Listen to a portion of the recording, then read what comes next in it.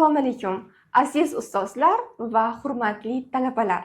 Bugungi Tafakkur podkastimizning navbatdagi mehmoni Qo'qon davlat universiteti 2-bosqich magistranti, yoshlar bilan ishlash, ma'naviyat va ma'rifat bo'limi uslubchisi Haydarov Hasanjon Hakimovich. Assalomu alaykum aka, podkastimizga xush kelibsiz. Rahmat. Talabalar sizni ko'plab tanlovlarda g'olib bo'lgan, ishtirokchi bo'lgan, ko'plab yutuqlarga erishgan talaba sifatida bilishadi. Keling, o'zingizni yaqindan tanishtirsangiz. Assalomu alaykum. Avvalambor rahmat podkastga mehmon qilib chaqirganingiz uchun va men Haydarov Hasanjon Hakimovich, hozirda 2-bosqich magistrant talabasi va yoshlar bilan ishlash, ma'naviyat va ma'rifat bo'limida uslubchi lavozimida faoliyat olib boraman. Rahmat. Hasanjon aka, bilamizki, islohotlar bilimdoni respublika tanlovida ishtirok etgansiz, faxrli o'rinni qo'lga kiritgansiz. Aynan ushbu tanlov haqida so'ramoqchi edim. Aynan o'sha tanlovda 3-o'rinni qo'lga kiritganligingizni eshitganingizdan keyin nimani his qilgansiz? Nimalar xayolingizdan o'tgan? Shu haqida bo'lishsangiz. Avvalo men islohotlar bilimdonining eng faol ma'rifat targ'ibotchisi nominatsiyasiga birinchi bora topshirmaganman. Bu yillar davomida harakat qilib keldim va respublika bosqichiga chiqqanligimni o'zi ham bitta katta yutuq deb hisoblayman. Va o'sha jarayonlarni albatta bu sabr, toqat, mehnatni natijasi deb o'ylayman va bunga alohida tayyorgarlik ko'rgan holda Qo'qon davlat universitetining sha'nini ustozlarimni o'gitlari bilan birgalikda ota-onamning duosi bilan birga munosib himoya qilishga harakat qildim. Rahmat. Hasanjon aka, tanlov haqida gapirib bersangiz, u qanaqa tanlov, kimlar qatnasha oladi, qachon bo'ladi, qanday bo'ladi?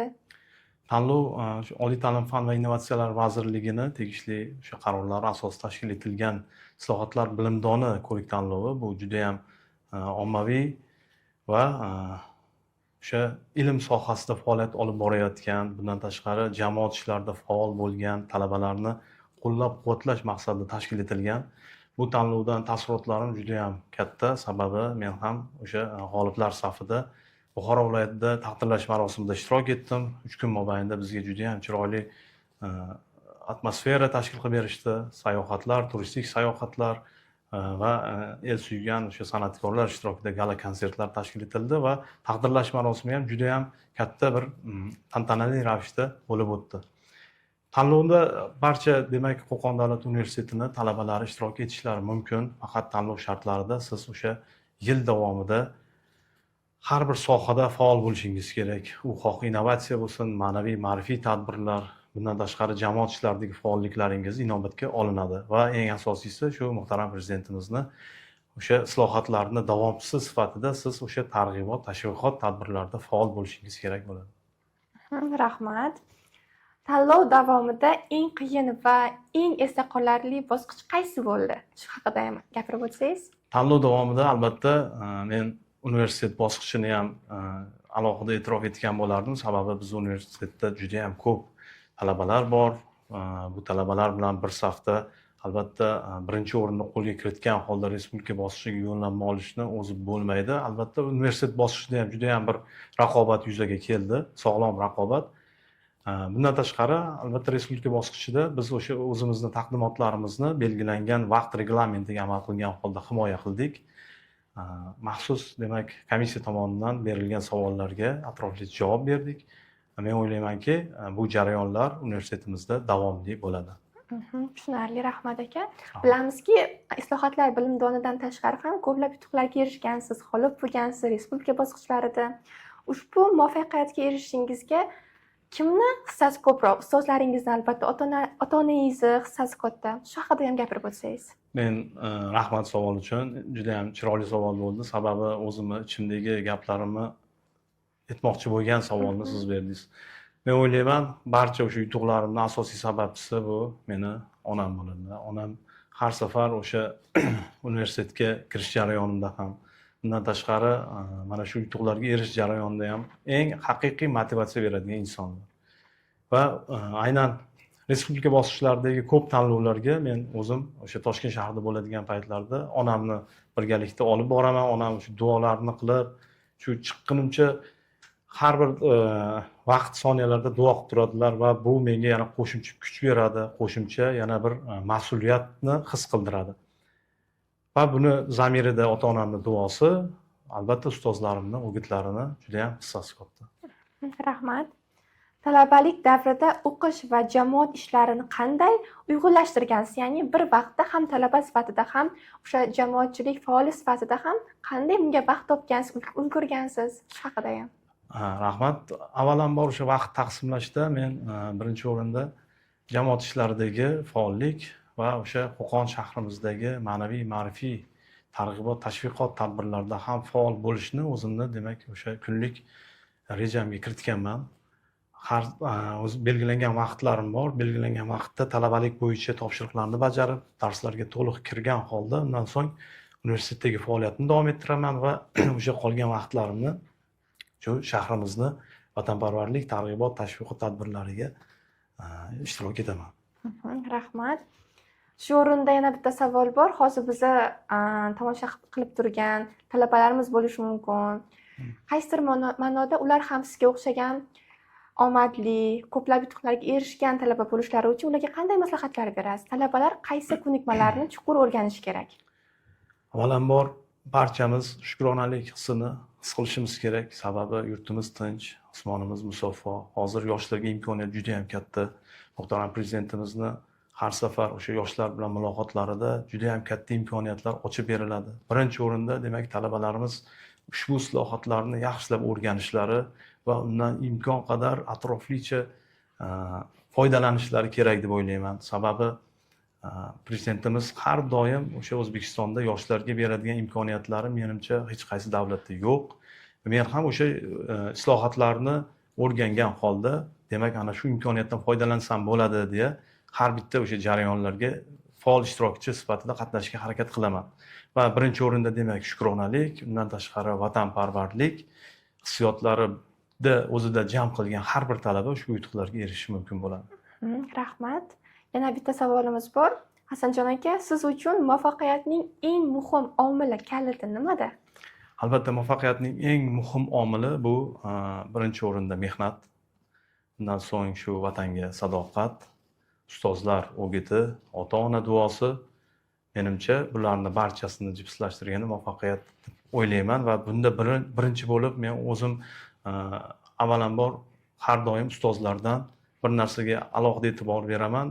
Ilm olishda 5 ta unsurni o'zimga muhrlab olganman. Bu demak birinchi eshitish, sukut saqlash, ushbu o'gitlarni yod olish, demak undan tashqari ushbu o'gitlarni yetkazish vazifalari. O'sha o'zingizdagi bilimlarni boshqalarga yetkazish ham aynan ilm olishdagi eng asosiy unsurlardan biri hisoblanadi. Hasanjon aka, kelgusi faoliyatingiz haqida, maqsadlaringiz haqida ham biz bilan bo'lishsangiz? Kelgusi faoliyatim yana ham oldimga kattaroq maqsadlarni qo'yganman. Hozirgi vaqtda albatta magistratura bosqichini bu yil tugatgan holda o'zimni xizmat vazifamni hozir yoshlar bilan ishlash ma'naviyat va ma'rifat bo'limida davom ettiryapman. Bu bo'yicha kelgusida oldimga qo'ygan maqsadim vatanga sadoqat bilan xizmat qilish, Qo'qon davlat universiteti sha'nini yanada boshqa jabhalarda, boshqa universitetlar qatorida yuqori reytinglarga olib chiqishga hissamni qo'shish. Albatta, ushbu faoliyatingizga omad tilaymiz. Rahmat.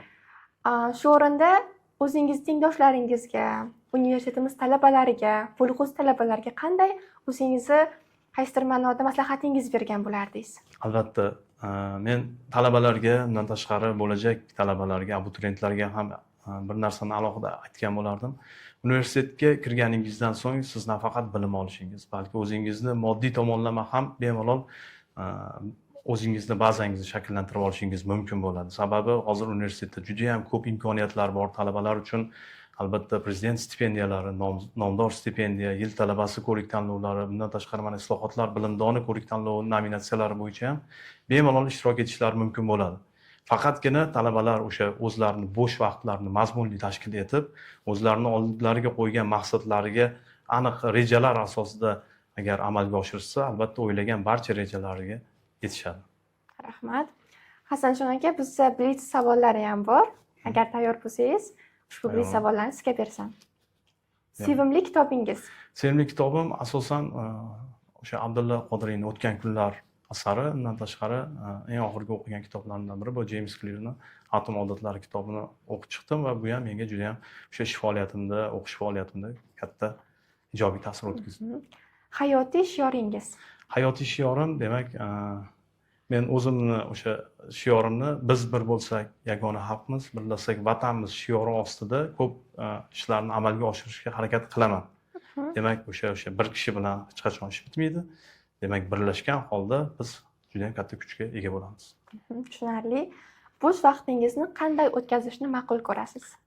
Bo'sh vaqtimda asosan kitob o'qiyman. Undan tashqari hozirgi zamonaviy bilimlarni egallashga harakat qilaman. Sun'iy intellekt bo'yicha, grafik dizaynerlik bo'yicha qo'shimcha bir yangiliklarni o'rganishga harakat qilaman va sport bilan shug'ullanishni ham o'zimni rejalarim qatoriga qo'shganman. Bir so'z bilan aytganda, muvaffaqiyat nima?